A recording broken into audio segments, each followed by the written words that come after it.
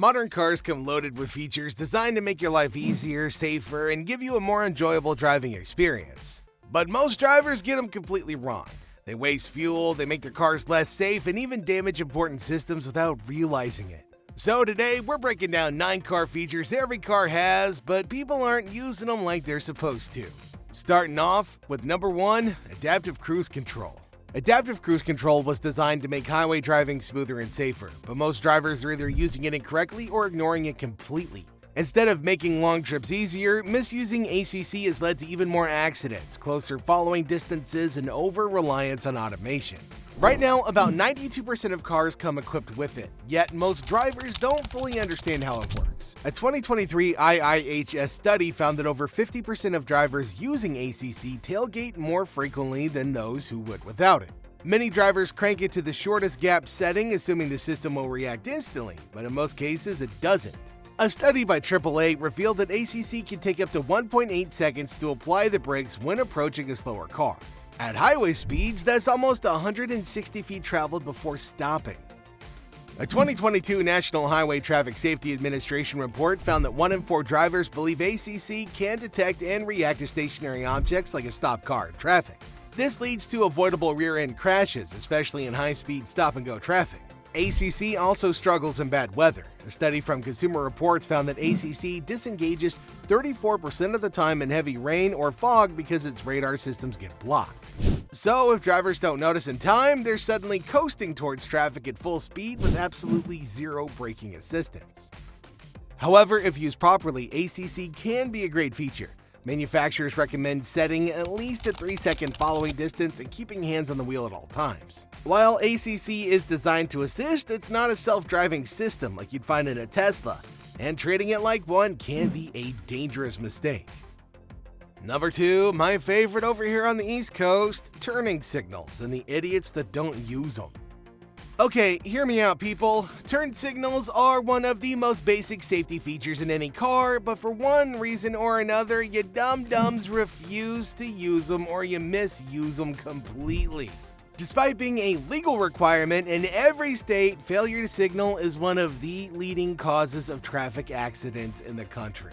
A study by the Society of Automotive Engineers found that 48% of drivers fail to use their turn signals when changing lanes, and 25% don't use them at all when making turns, which is a bigger problem than it sounds. Data from the National Highway Traffic Safety Administration estimates that improper turn signal use causes over 2 million crashes per year, nearly double the number caused by distractions. And that says a lot, because Gen Z is starting to drive. The biggest offenders are lane changers and highway drivers. Now, most drivers assume looking through their mirrors is enough, but not signaling increases the risk of side swipes and rear-end collisions, especially in heavy traffic conditions like what you'd find in places like, New York. But not using it at the right time is just as bad. The AAA report found that some drivers leave their signals on long after they've switched lanes, which can confuse other drivers on the road, while others flick the lever too late. This gives cars behind them less than half a second to react, which is far more than the recommended 3-second signal rule for ACC. Automakers have tried to fix this with one-tap lane change signals, but some drivers hate them because old-school drivers feel like they don't blink long enough. Meanwhile, adaptive turn signals that are designed to activate based on steering input have led to even more confusion, with some failing to activate when they're needed. Using them properly, or at least 3 seconds before a turn or lane change, could drastically reduce unnecessary crashes. But until drivers get their heads out of their butts and stop getting licensed from a Cracker Jack box, well, things aren't going to improve anytime soon. Number 3, lane keep assist. Lane keep assist is supposed to make driving safer and gently steer you back if you drift out of your lane.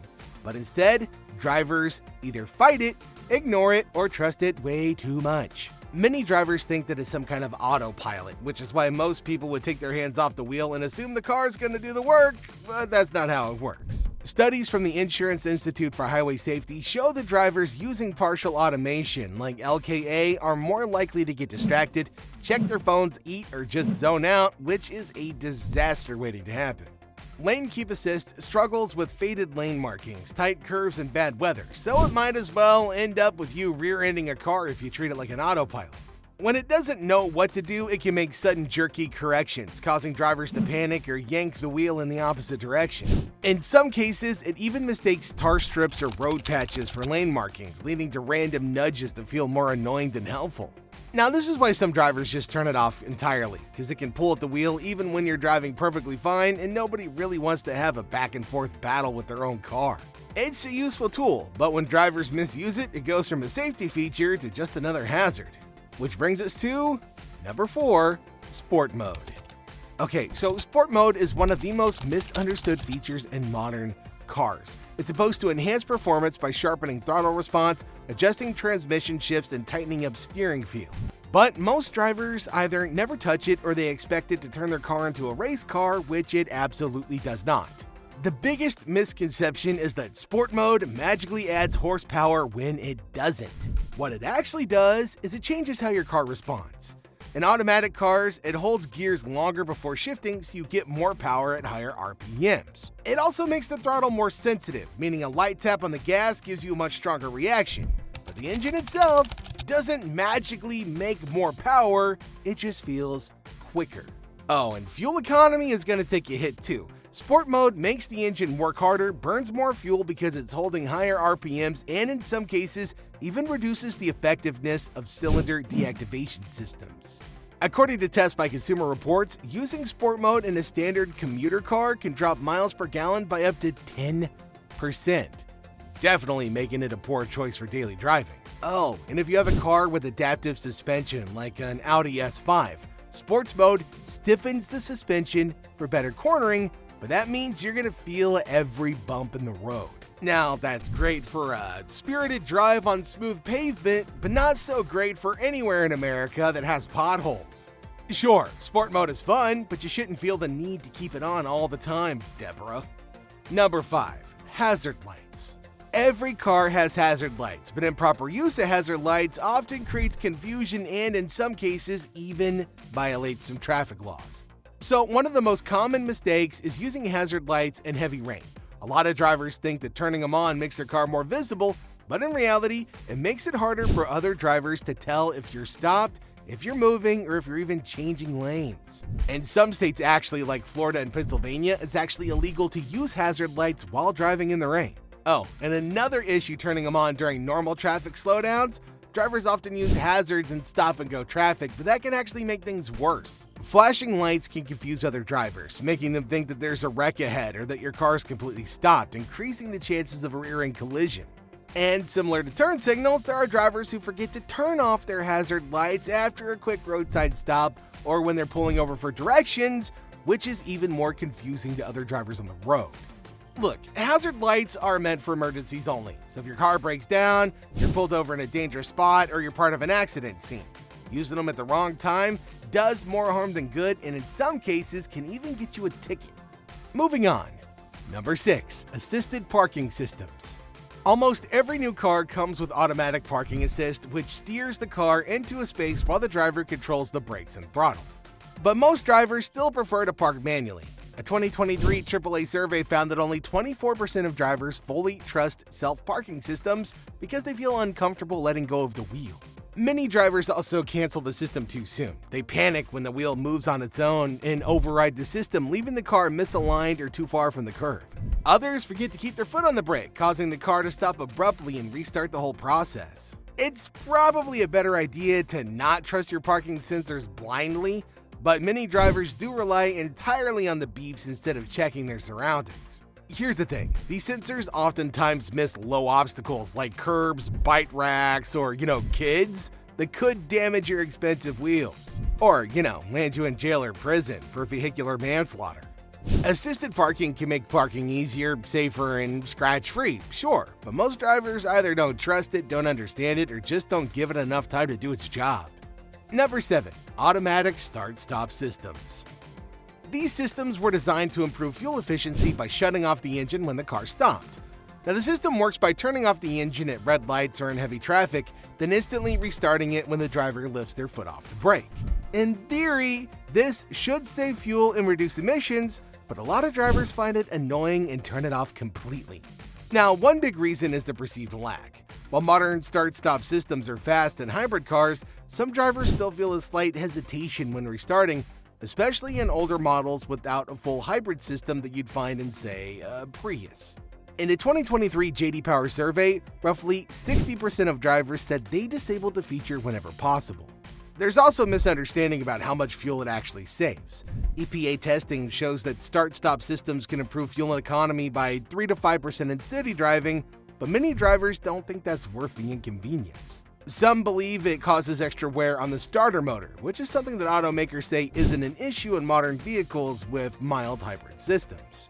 So instead of letting the system work as intended, a lot of drivers override it every time they start the car. When in stop-and-go traffic, that small fuel savings add up big time. Number 8. The electronic parking brake. The electronic parking brake has replaced the traditional handbrake in most modern cars, but many drivers still don't use it correctly. Instead of taking advantage of its automatic features, they treat it like a regular parking brake by pulling it manually or not using it at all. Unlike a mechanical handbrake, the EPB uses electronic actuators to engage the rear brakes at the press of a button. A lot of newer cars even have an auto hold function, which automatically engages the parking brake when the vehicle stops and releases it when you accelerate. But a lot of drivers don't trust the system or simply don't know these features exist. One of the biggest mistakes is not using it at all when parking on inclines. The system is designed to prevent rollback and take pressure off the transmission, but drivers often rely only on park, which can strain the parking pawl inside the transmission, which can cause damage to both your transmission and your wallet over time. Now, the problem is some drivers think the EPB works like an emergency brake, but in reality, most systems gradually apply braking force instead of locking up the wheels like a mechanical handbrake.